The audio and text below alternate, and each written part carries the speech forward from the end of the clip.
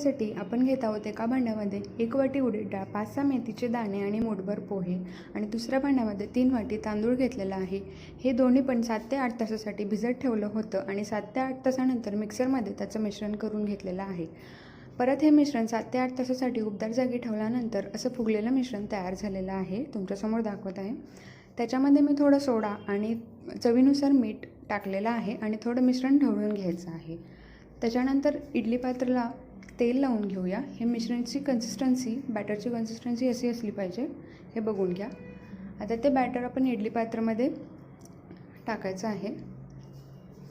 इडली पात्रामध्ये 5 मिनिटासाठी पाणी गरम करून घेतलं आहे आणि आता हे बॅटर त्याच्यामध्ये ठेवत आहोत आणि हे इडली पात्र, हे मिश्रण त्याच्यामध्ये ठेवल्यानंतर मीडियम गॅसवर 20 ते 25 मिनिटासाठी सुरू ठेवायचं आहे। 20 ते 25 मिनिटानंतर आपण इडली काढलेली आहे आणि बघा, स्पंजी यमी इडली तयार आहे, जी तुम्ही चटणी किंवा सांबारसोबत खाऊ शकता। धन्यवाद।